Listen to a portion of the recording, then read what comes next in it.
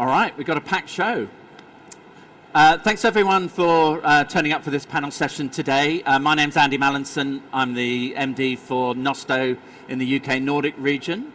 For those that don't know Nosto is a commerce experience platform.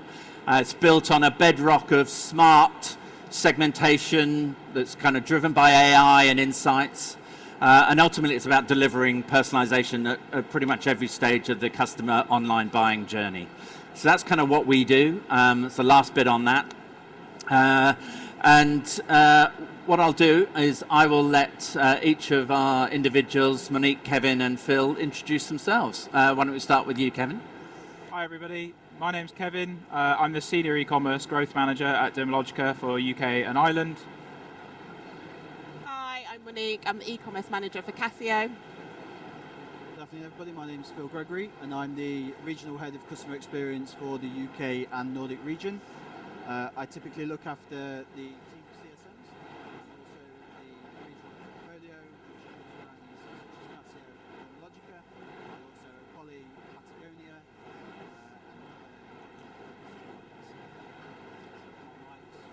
Okay, I know. Can people hear Phil? No, I couldn't hear him, so... Excuse me, can we get Phil? Could we hear Monique? No. No. Could you hear me? Want it yet? Nice. Hello? Okay, let's quickly do that again. Kevin? Yes. Hello everyone, my name's Kevin. I am the Senior E-commerce Growth Manager for Dermalogica UK and Ireland. Hi guys, I'm Monique. I'm the E-commerce Manager at Casio. Hello again, I'm Phil Gregory and I'm the Regional Head of Customer Experience here at Nosto in the UK and Nordic region. My role is typically to look after the UK Nordic portfolio, working with the likes of Casio, Dermalogica, but also brands including Poly and Patagonia. Probably best with your mic off, actually, Phil, I think. Okay. Okay, right, let's start with the obvious question from the title. What the hell is intelligent product discovery? Phil, I'm just going to leave that to you. Absolutely. I like to break this down into two parts. So first of all, we have product discovery. Product discovery has been something that customers have been looking to do for decades, typically through more traditional means of knowing the product that they're after and going out and trying to find that product. When we throw the word intelligent in front of that, it opens up a completely different landscape. Ultimately using things like AI, machine learning and data analytics to be able to make sure that the user or the shopper gets the correct product that they're looking for. If we kind of relate this to everyday products such as kettles or toasters, we know their key functionality, that they need to boil water, they need to be plugged into a form of electricity. But when we dig a little bit deeper into that, we start to think around brands, around colour, around things that they may be interested in when they've started to browse e-com stores.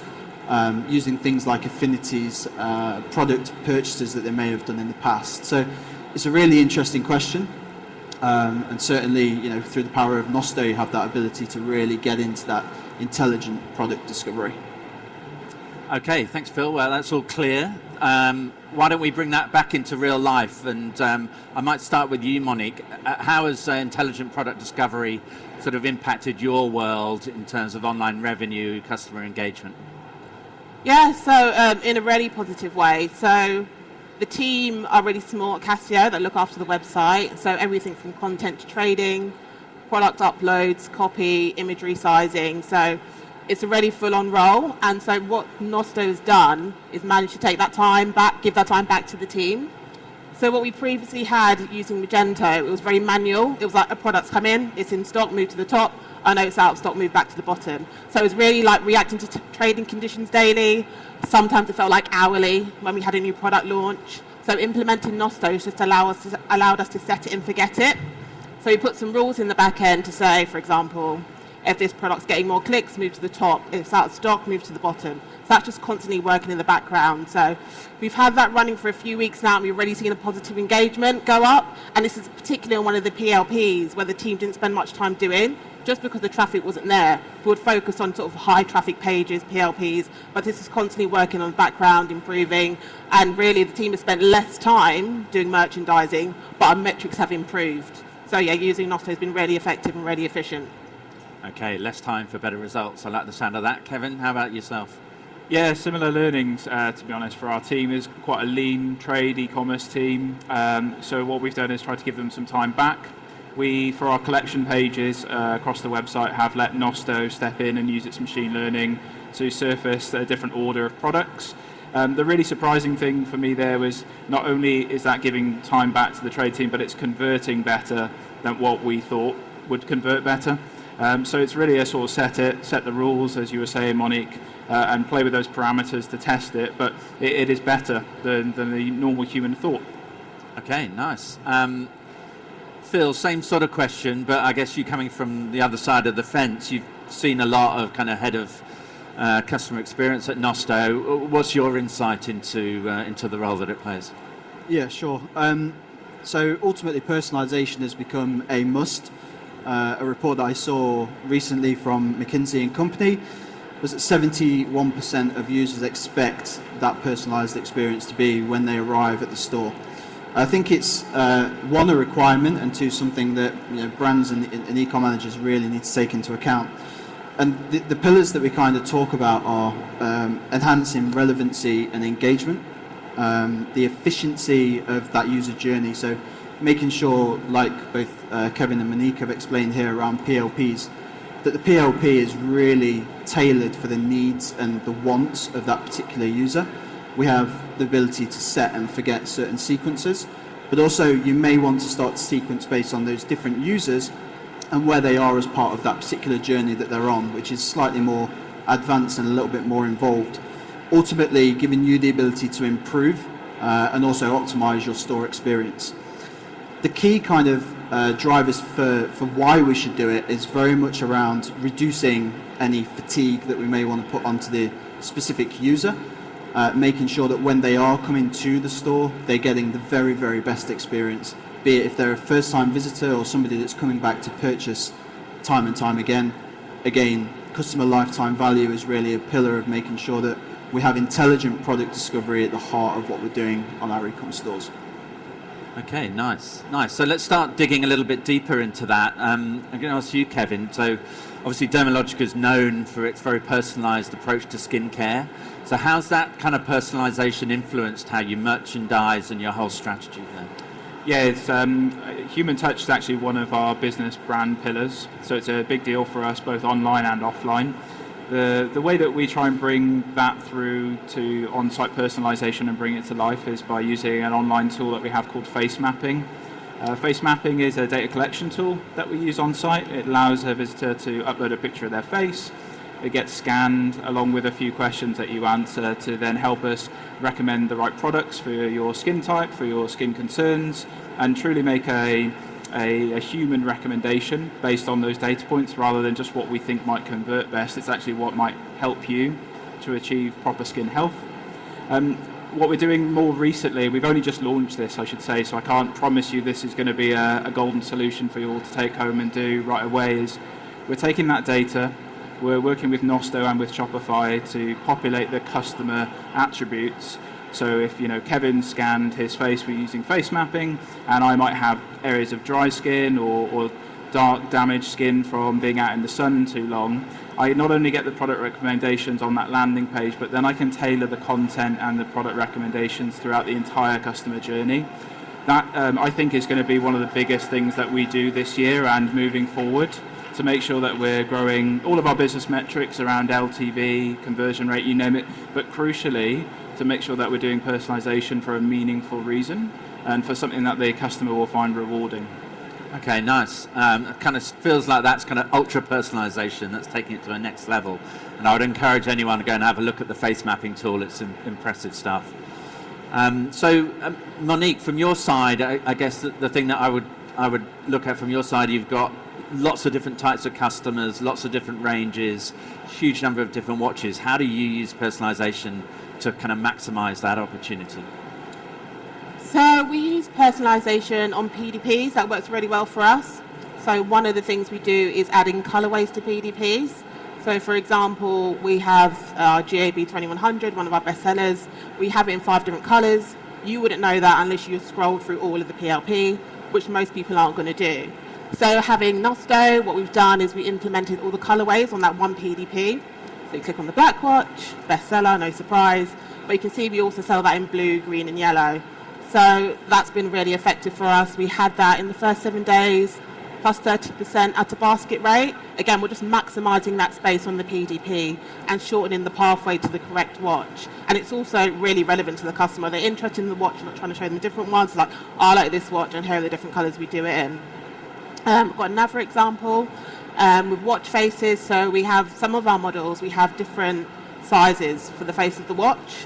And again, you wouldn't know we've done that unless you would scroll through all of the PLPs.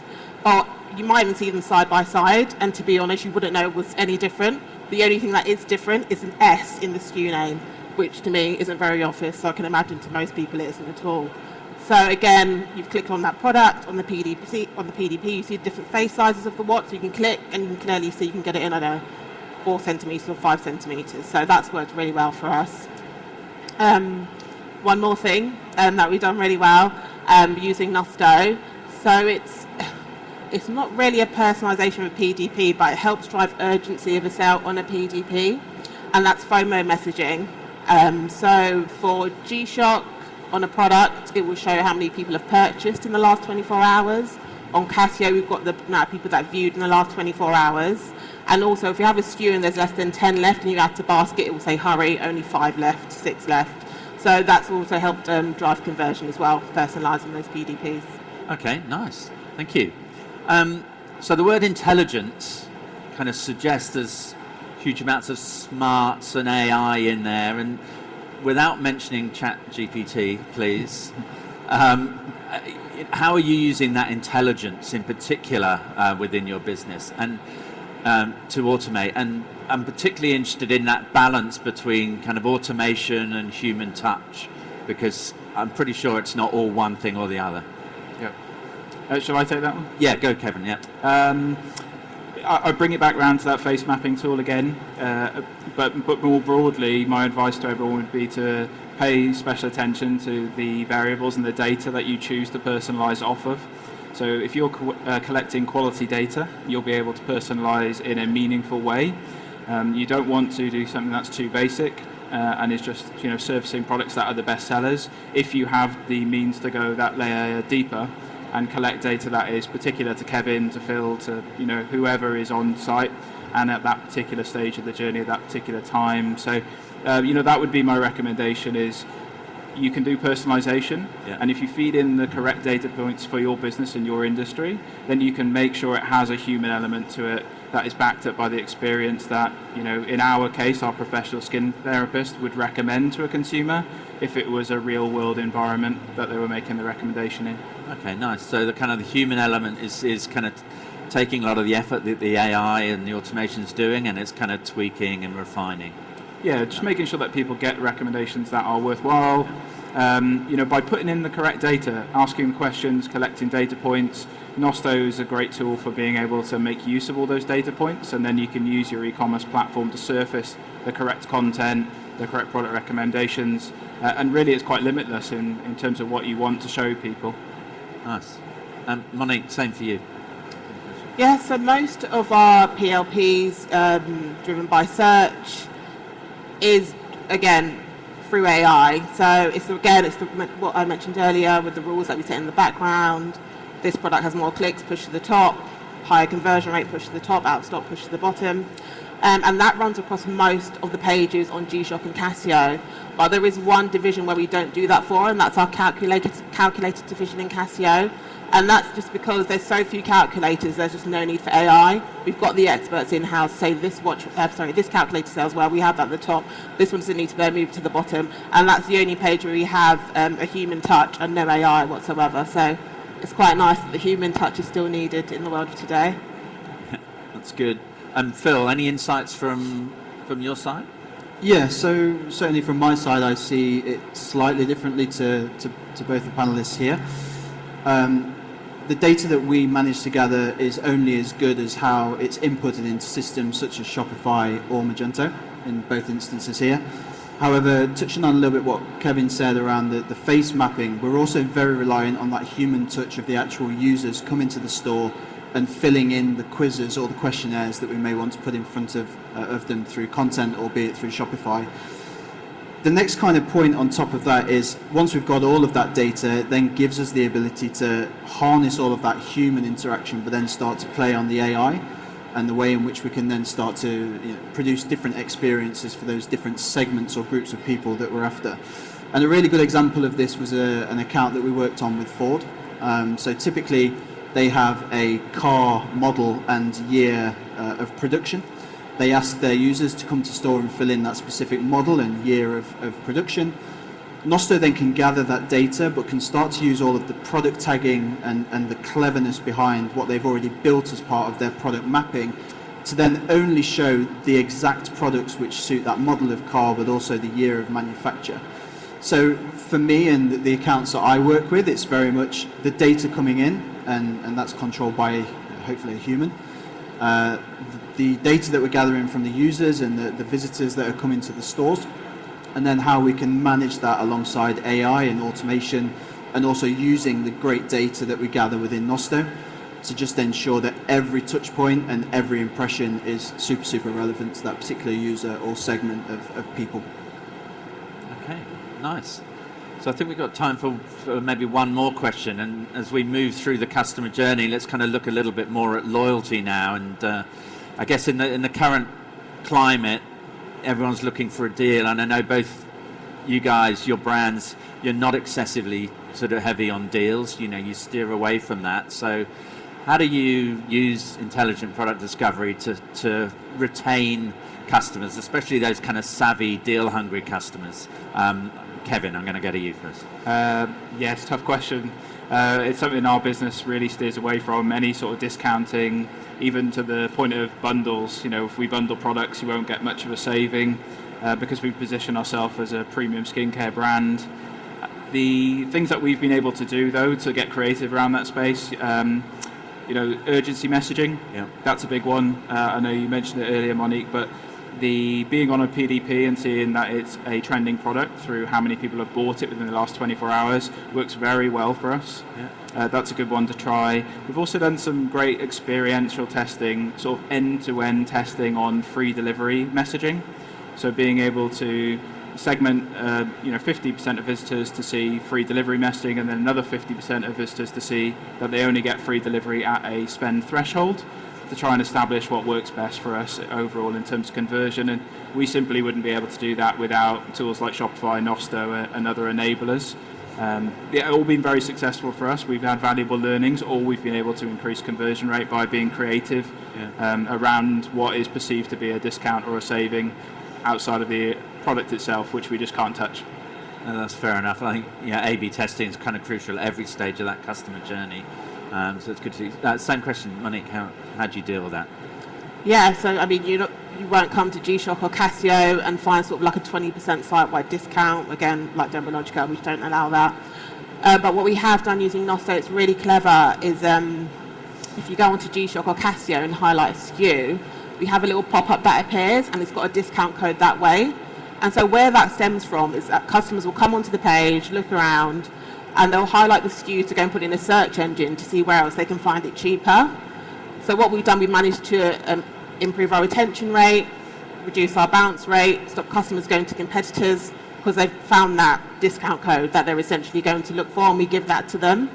So we've implemented that quite a while now. G-Shock 2022, Casio 21, plus 20% conversion rate for that campaign, really strong.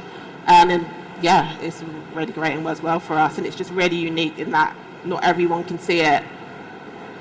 I'm going to use that as a way to get a discount now. Oh, there you go. I've told everyone that.